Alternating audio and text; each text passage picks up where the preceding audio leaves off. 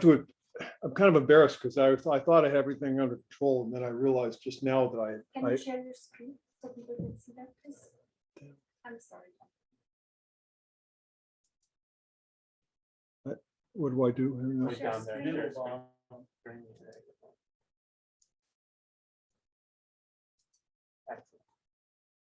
Perfect. Well, it's not perfect because I screwed up. I was sitting here messing around and trying to write up notes that I did this morning because I realized I went too fast. And so I wanted to basically produce some slides that I could give you with the GAMS code to go with it. So I was working on that, and I just realized now that the talk I had on the taste data thing, I had moved on to my home machine. I hadn't put it on here. I have it on this drive, but it's looking for it. So while the drive is looking for the talk that I want to give, and I thought I'd said, so I have both, there's a paper and a talk. When I first chatted with you folks, I was struck by the fact that you have to deal with a variety of issues, some of which are top down and others that are bottom up. So there's bottom up, you want to know for this specific sector, what's the effect? How does this affect given, economic affairs? What happens if we change the rules on this sector, that sector? In which case, it's very helpful to be able to get up data that tells you something about bilateral trade flows, what the consequences are of interventions in a specific sector, and what this does. So I was thinking that it would be useful for you folks to learn how to work and manage the taste data, which is a HS6 level data set, which is provided with GTAP. I'm not sure, I guess GTAP is something you already have access to GTAP. So the thing is, I think this is something be very helpful to learn how to do. And so I had, there's a general sort of issue of what's the right interpretation of how does it work together. And originally I was thinking it would be kind of cool to do something related to Jim's industrial organization at the single sector level. Unfortunately, but then I thought, well, it's probably better to just work with an existing paper. So I have a paper I wrote several years ago with Tom Hortel and Jason Grant that looks at liberalization of tariff quota, in quota and out of quota liberalization on cheese imports into the U.S. And so that's something I think would be kind of interesting to look at because it illustrates what the challenges are. And I have a set of talks and there's a paper about that. But while the problem was that I thought I had that already queued up on my machine, and now I discovered I hadn't. I moved it onto my home machine. So I thought what I'd do is just finish by going through again what I did this morning, and that way you can see what this will perhaps make a little bit more sense. And then we'll take a break in a few minutes, and I'll go back and grab the other file to get back to it. So, see, how do I tell this thing to go away? This guy, I say more, and I say hide video panel, and I can say hide floating media controls. There we go. So I'll just talk a little bit. I was putting some notes because I was unhappy with how quickly I went through this thing. So I just thought I'd just go through this guy now. So this is Jim's 2x2x1 economy: 2 factors, 2 goods, 1 consumer. And the key intuition here is primal versus dual instruments for reducing a sector's output. What's the cost? And Jim's just making the point that the primal instrument, the dual instrument matters a lot, depending on if the economy grows, then the tax rate remains constant. That's a different impact than if you have a quantitative restriction that becomes more binding. So, and this is, I thought, a nice little example for illustrating how to generate a pivot table with model output and how to interface GAMS with other visual tools, right? And I should say, I'm a dinosaur. So I go back, GNU Plot was a master's degree project at Dartmouth College in 1982. So I've known it for a long time, sort of my go-to package for doing visualization.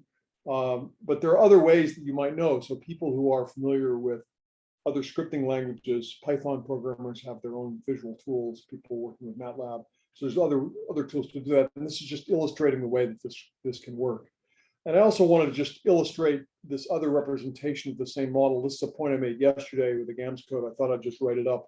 When we have homogeneous functions that are linearly homogeneous, then you just take the derivative and you can show Euler's theorem simply says that the this first order condition says the cost function can be represented as the the inner product of the prices and the partial derivatives. And then we know the partial derivatives from the Shepard's lemma are the actual demand functions. And that simply means that we have this nice sort of intuitive description that says, what's the cost of production? The cost of production is the cost of the labor inputs and the capital inputs, which are profit cost minimizing. So that simply gives us our definition. So then our equilibrium framework then depends on these.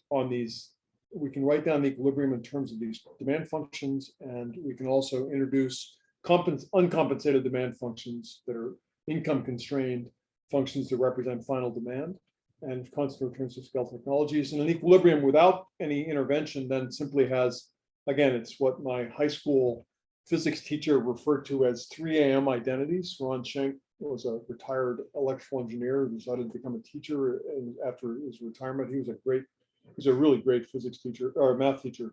And he basically said certain things you just have to know, right? That like sine squared plus cosine squared, that's equal to 1. You just have to know this stuff. And so if you're an equilibrium modeler, you just got to know this is an equilibrium. An equilibrium is market clearance, income balance, zero profit. Boom. That's always the case.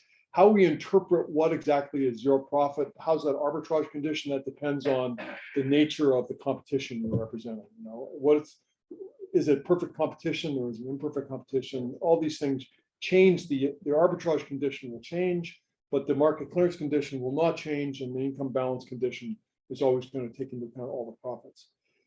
So that in GAMS, the model looks very much the same. You just can write it down in terms of the variables. And one of the things that we like is to keep things nice and clean so we can see what's going on. And here we have our variables going in. There's our market clearance conditions in GAMS. And then we can write down the demand functions. And in GAMS, it's helpful to be able to use macros for this, because if we use a macro, it doesn't add any dimensions. For this little tiny model, it doesn't matter, but it's a good habit to get into, because then you have a compact representation that you don't have to add additional variables to represent the demand. If you think about it, in a model like GTAP, if you have a standard model, would be about 20 commodities, 30 or 40 prices. If you're keeping track of all these demands as separate variables, you have 20 times 40 times 40, you end up getting a lot of demand functions. So if you can represent these as a macro, then that avoids adding dimensions to the system.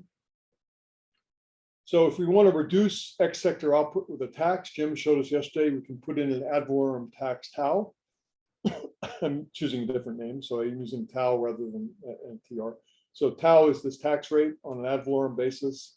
We apply the tax that affects the arbitrage condition on for the profit condition, and it affects the income constraint. So that's one way that you could constrain output in the X sector. Another way is you might put in a quota. So you might say you want to have X be less than or equal to X bar. And notice that these are dual in the sense that on the dual side, you put in a tax that what the tax rate is. On the primal side, you put in what the output is. These guys have the same effect. But they affect the dual condition. Here I'm going to use the simpler formulation. I think about the quota rent as being a price per unit of X. And so therefore the arbitrage condition for X has the ad valorem, the value added gross of the value added tax plus the quota constraint. So there's nothing that prevents you from having both instruments active in the same equilibrium. You can have Q or you can have T. And then income then has to account for both the dual constraint tau and the primal constraint Q. So that's the whole thing.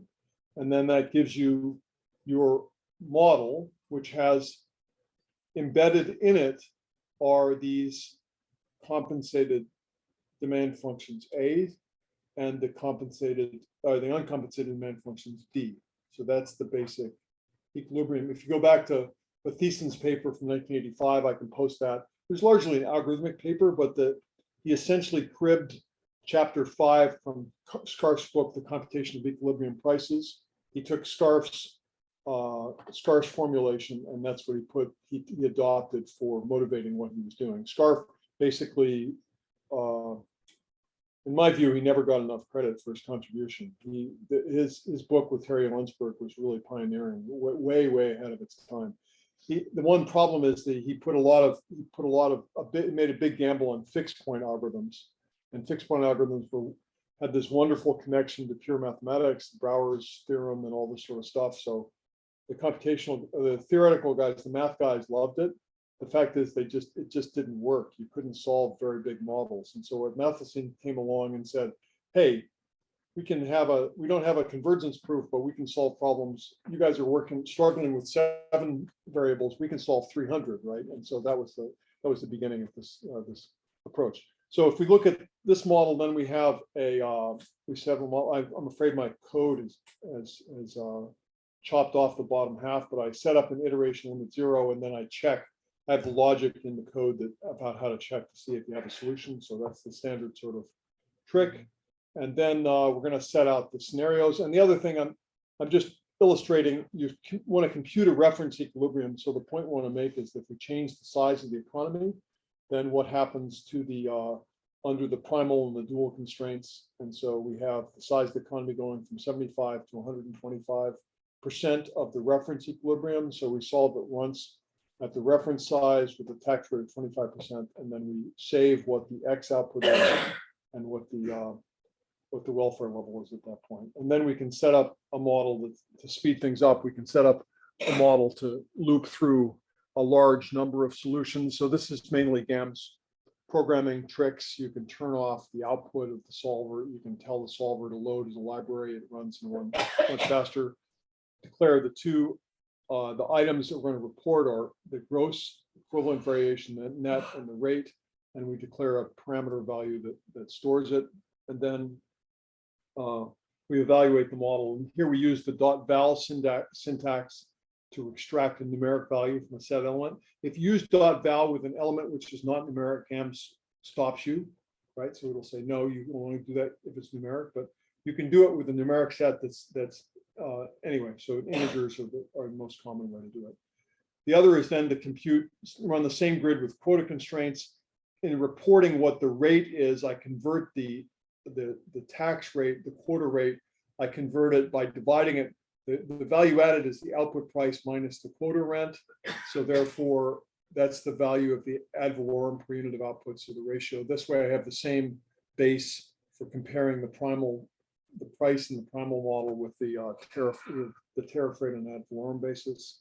And then once I've done that, then I can pull out the solution. And I go through basically, this is what the GNU plot looks like, but you can also do the same thing in an Excel file. So I'll produce I'll show you the code for that. So how to do this. And I can also show you how to put together the pivot table. It's not very hard, but that basically gives you the 3 sets of results. And I basically think that the pivot table approach is what we're doing here with the pivot data. It's good to learn how to do that, because that's something that makes it possible to involve people who are modeling specialists with non-modelers who can analyze results. So that's basically as in the process of putting it together. While that's working, I'm going to stop sharing my screen. I'm going to go and look to find my file.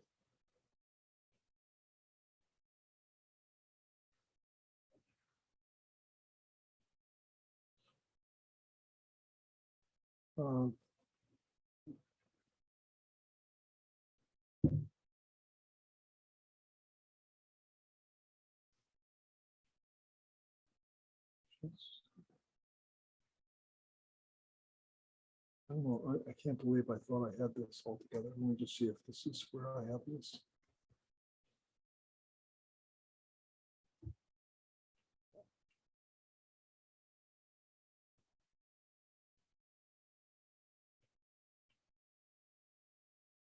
I screwed up.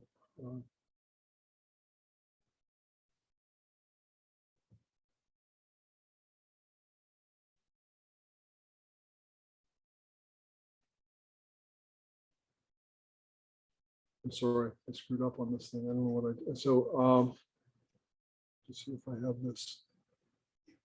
Oh, here we go. Okay, so I found the directory. And that was bad. I did a big search last week, and I found all the stuff related to this and put it all in one place, but I put it on my home machine. So there I go. So now I can basically, this is going to be. I'm going to, as soon as I get it up and running here.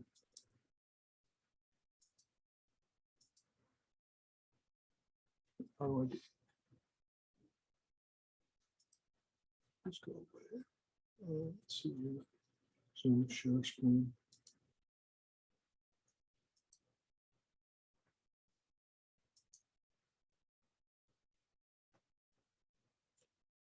Okay, so this is a bit old, but it's good in the sense that I think my take on what is, again, as I've said, I think that my take on this is that it's useful to be able to work between different levels, and it's oftentimes a little bit it's a useful sort of it's useful to keep track of the overall size of a given shock and the importance of a given sector. I think this process of looking at the sectoral level, it's oftentimes the case. You look at a partial equilibrium model, looks like the world is falling.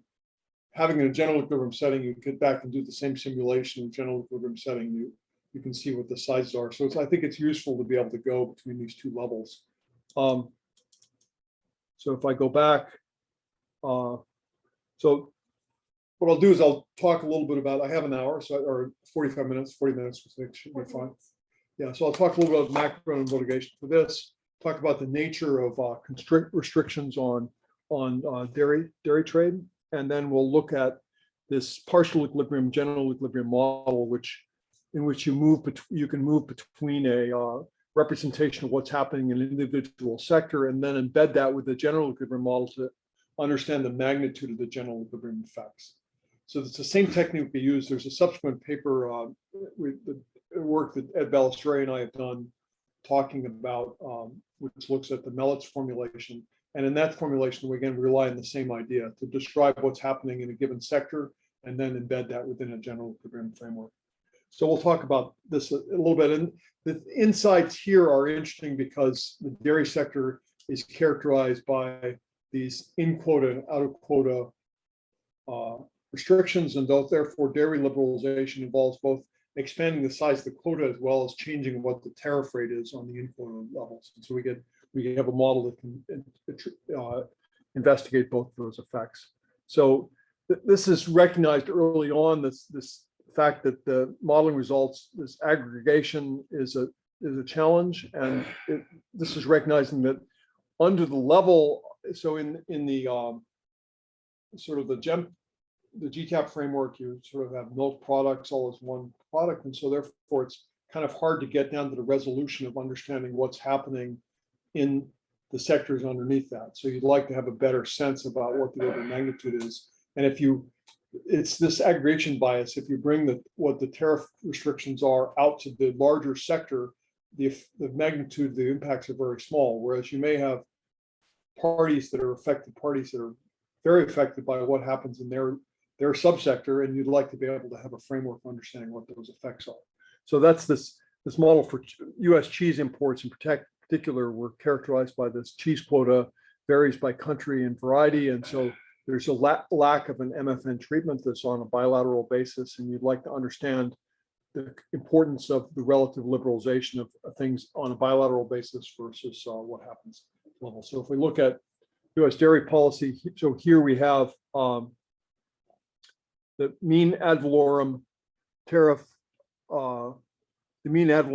that's applied, and then there's a specific tax that applies as well. And so you can see the tariff quota effect is substantially higher for certain sectors, and so that we have this the overall effects. We see there's quite a bit of heterogeneity within the group that aggregates to one sector within GTAP.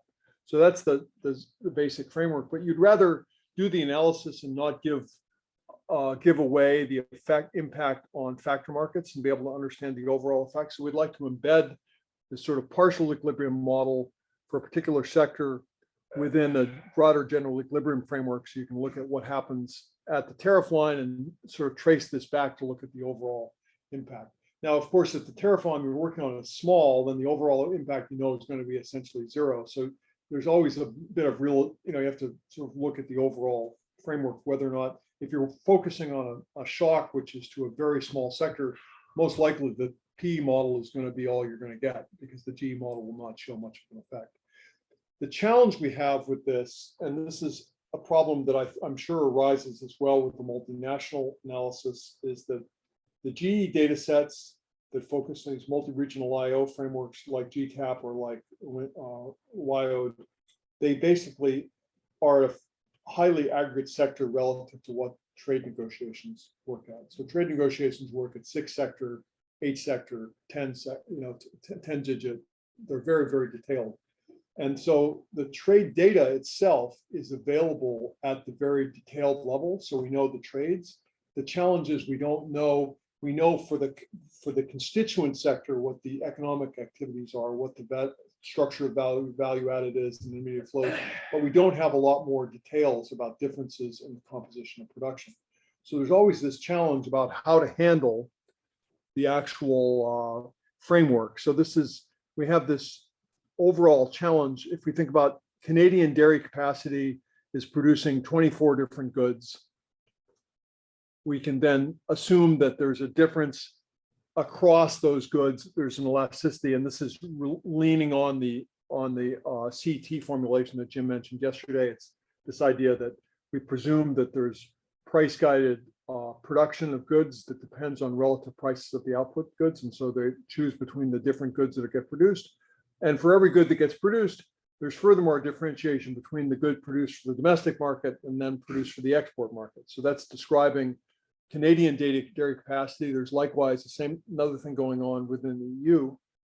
Once exports are formed, then there's also a bilateral matrix that describes where do Canadian exports go to. Right now it's written as though it went into one international market, but in fact, that's where we're actually rich in data is the trade negotiators. They're focusing on what goes on in the center there. And so they have lots of data there are many zeros, but there's lots of bilateral trade flows for many, many goods. And that's what we have with taste. So that center area competition for cheese imports, that's where the taste data gives us a bilateral trade flow. And we get lots of information. It gives you ancillary information about what types of taxes apply, which ones are subject to tariff quotas. There's lots of other data that come along in the taste framework that's useful. But we don't then know, we know aggregate imports, we know, and they add up. So the taste data, the sum of imports add up to aggregate imports, and then that gets combined with domestic to produce aggregate expenditure on trees. Now,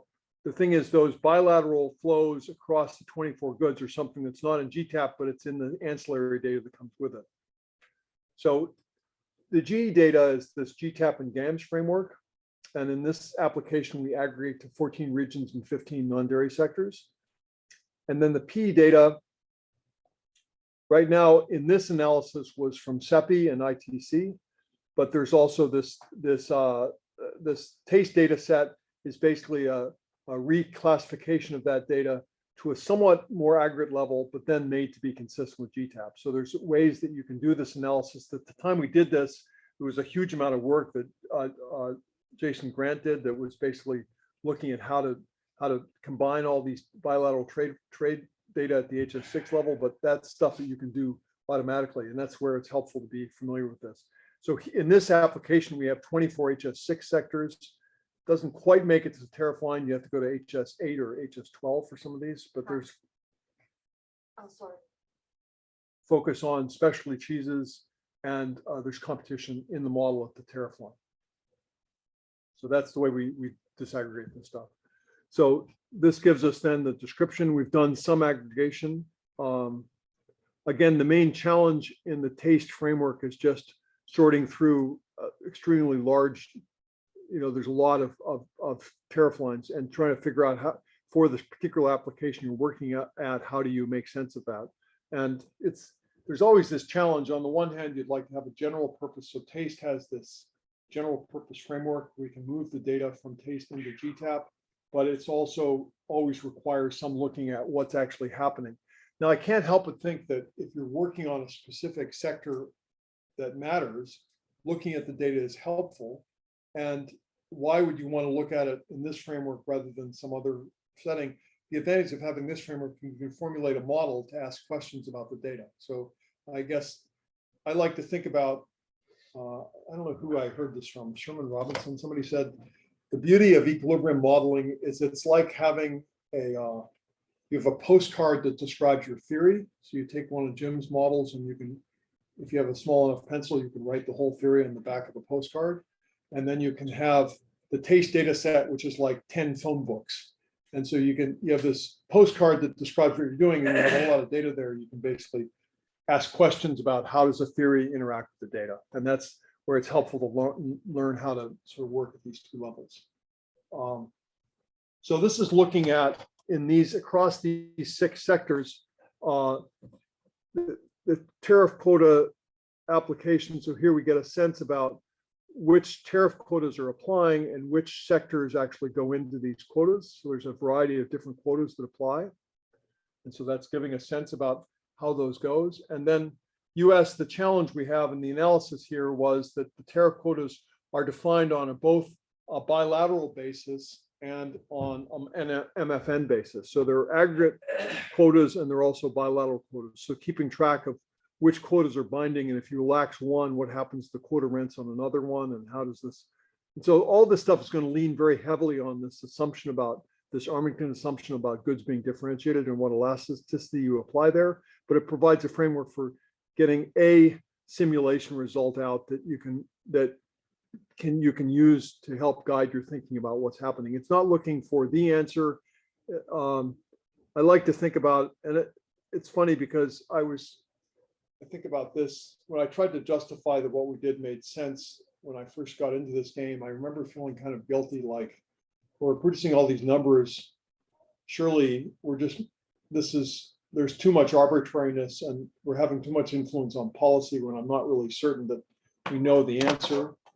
But over the years, I've come around to feeling actually quite good about things. I guess that particularly in the last few years, I think that if we were to filter policies proposals by those which have a plausible, I'm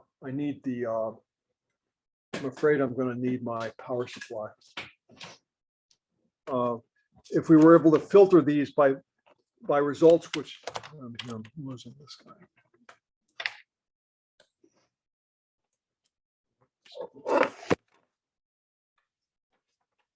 You have another one?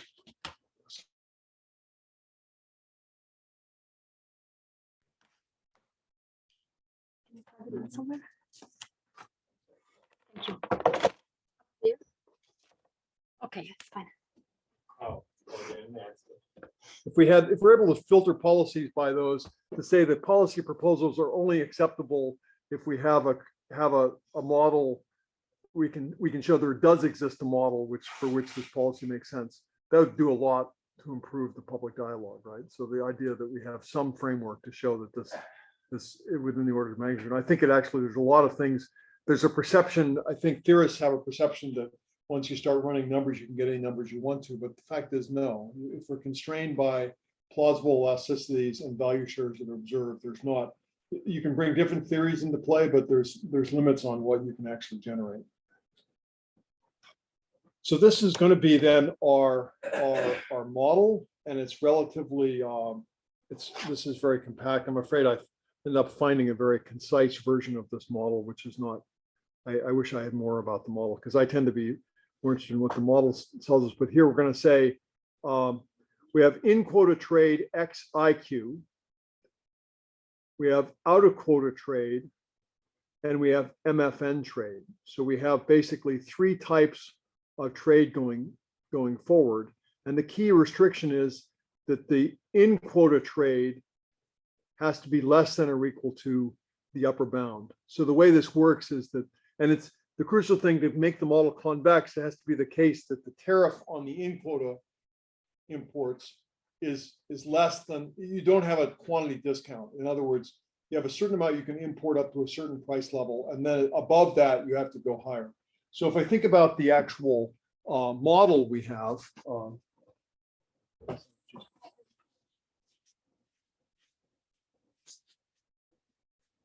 and this is where in the partial equilibrium model, we have the step. I don't get that one because please change the color of this. Put sharing, please. Okay, sorry.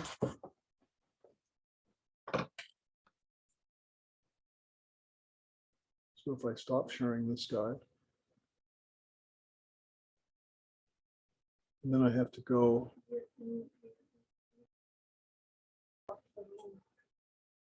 so then I have to go back. No. You still have the view of your laptop. Where do I hit? I just hit the one that was a color. Do I say view? Full screen? Do I just turn off speaker? No. How do you turn on the camera of Gallery Christensen? You need the camera of Christensen. We want the room camera. Yes, instead of your laptop. Video. Try that one. Oh, there we go. Okay. Okay, here we go. Now that we have the whiteboard. So the hit the light. The funny thing is, this is backwards, so it's like a little bit funny. So this is going to be price and then quantity. So the key thing here is that you have in this model, we have price and quantity here. We have a price, which is the in quota.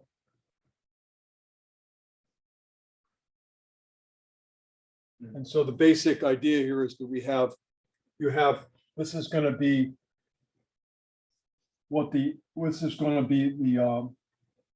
this is the FOB price, no, the CIF price. This is PCIF times plus QI, that's the import quota, that's going to be this tax, and then, I'm sorry. It's going to be PCIF, that's price, and then there's going to be times 1 plus the tariff rate on in quota, so that's going to be this price here, and then there's going to be QI, which is the import, that's the in quota. That's a quota on amount that's available at the low, and then there's going to be a tax here, which is going to be 1 plus tau O times PCIF. So that's going to be out. So there's going to be this sort of equilibrium. And the crucial thing here is that we don't know at this point. We have a demand curve, and there's regime changing. As demand curve is low, we could be at this level. Demand curve gets higher, it could be here. The demand curve gets here. So this is capturing the idea that we have as the demand curve shifts, then it moves you off one quota to the other. And that's the reason that these demand curves are linked through, we have differentiated goods. So therefore, if one tariff gets adjusted, that'll shift demand for the other goods as well. So it's a classic example where a complementarity formulation is very helpful. It's like, it gives you a very clean representation. The picture is backwards, but no. In Zoom, it's correct. In Zoom, it's Yeah. okay. So you want to share the screen again? Okay, so now if I go to the model, I'm going to say share.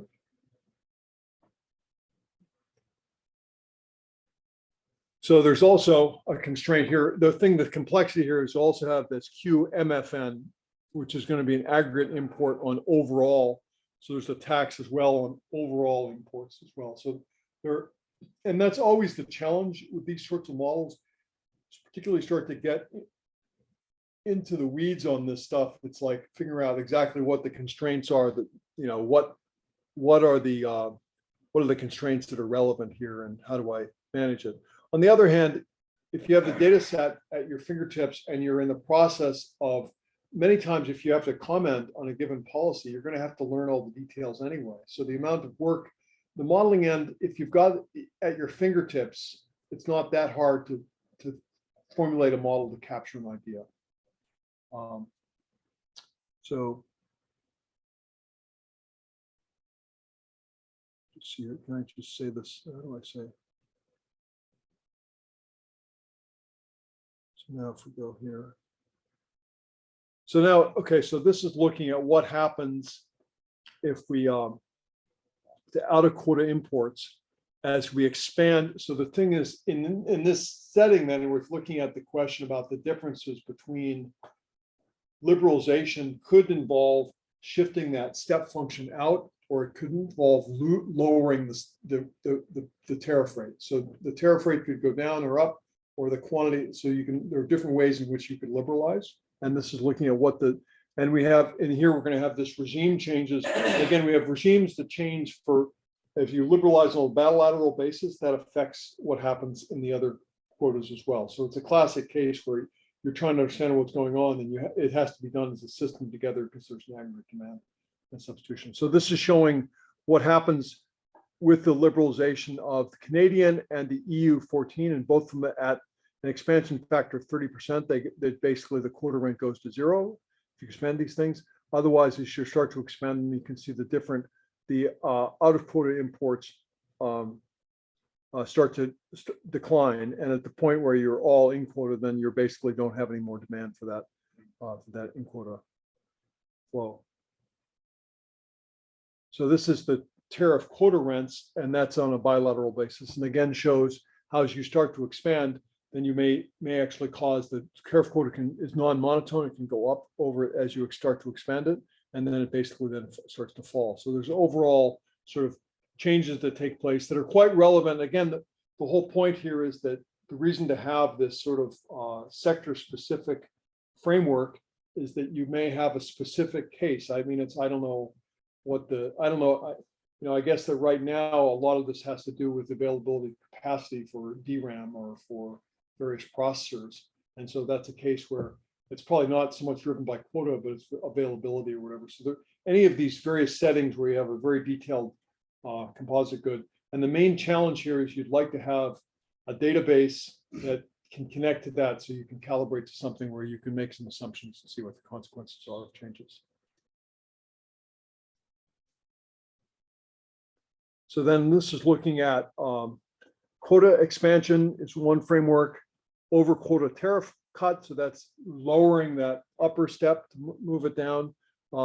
Simultaneous liberalization of all of these guys are MFN quota expansion. So there's a variety of different ways that you can get, you can sort of liberalization. And the question is, what's the consequences for domestic and imported markets? If you look at what the welfare consequences are along the path, again, it can be non-monotone in the sense that at some point for expansion, at some point you raise the quantity and therefore the price, the quantity rises faster than the price, and then at some point the price starts to collapse.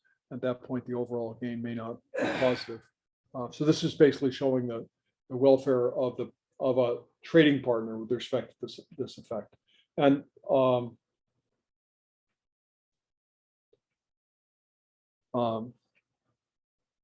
what are we saying here?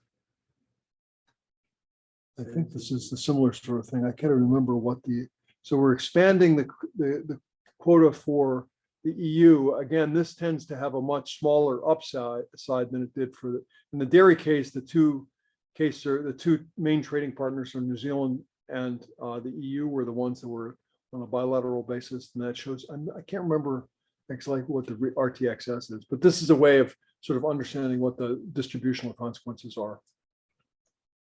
And this is, again, looking back to an earlier policy dialogue about the Doha round negotiations and tariff quota modalities. So just looking at what the relative trade-off between expansion of the quota, and this is actually quite similar in spirit to to negotiations over domestic content provisions. So these similar sorts of things. Anything that's a mandate which is not monetized, then you're going to have this debate about trading off what the effects are.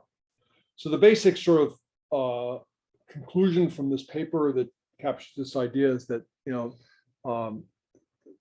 there's always are big numbers, but they tend to be a small fraction of overall activity. So trade effects tend to be always the Harburger constant typically applies oftentimes by a factor of 10. It's very small. And so the overall, and oftentimes you're wondering how much of that is because of the aggregate level at which we're working tends to hide effects which may be large at the subsector level. So at the tariff line, you can get a better sense about specifically what happens at the cost of complexity of the model, but you can basically, if you have some method for representing it. The main challenge numerically with the taste data, you can get this bilateral trade flows that work nicely. The challenge is then if you're trying to look at an effect that's large enough, the general equilibrium effects, how to extend down to production, how to relate production to trade is the main sort of challenge. It's always an issue about how to result in that. In the case of dairy, then the key thing had to do with the sort of MFN versus bilateral flows. Again, it's one of these things where there's interactions between what happens on a bilateral basis for what happens on a multilateral basis. So I'm afraid I'm not, that's sort of all I had. There was basically, we had some results from this. You get some question about what happens over time. It's just showing the interactions between the two. So there's a variety, these sorts of models are nice because you can get very detailed things that relate to more detailed dialogue. The problem that arises with the GTAP-based models is a lot of times the policy negotiation is operating at a level which is below what we're sort of expecting. So anyway, So this is pushing the quota out, yeah, allowing them to bring more in at the lower rate. that's right. Okay. So if you expand the quota, then there's an overall effect between, so we have these regime changes going on. If we look at in quota imports, you gradually are importing, and at some point the out of quota trade flows fall to zero. And this has effects which are non-monotone. Over the short changes, the quota expansion may offset what the price effects are. Then at some point, if you expand for everyone, there's also spillover effects. So the overall. I just want to make sure. So I mean, in terms of and that's I'm sorry I found the slides I was going to present had more details about the model structure, but the key thing is you have this in quota, out of quota, and MFN flows together, tell you what's going on. And so the key thing is that to represent this as the equilibrium problem, you keep track of, you aggregate trade as the sum of these three, and each of these three is then affected by its own arbitrage condition. So the key thing is it's a sort of a comparative advantage depends on whichever one, it's going to basically, all three are represented by different arbitrage conditions that relate to their own flows. And they're related through the effect, the key sort of this Armenken assumption we lean on heavily here. If you look at the overall structure, we lean on this assumption that the 7.3 elasticity, these border measures, this is combining the composition of these guys going across the three of them. So that tends to be, we're leaning heavily on that, but it's mainly illustrative of what the overall effects are.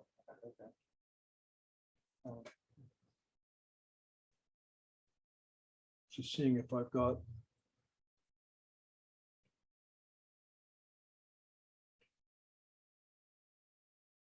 Yeah, I can provide the code that went with this as well. I mean, this is from GTAP. This is an earlier version of GTAP, but GTAP 10 has the flows of these guys as well. Yeah, so that's all I have. I don't know if anybody.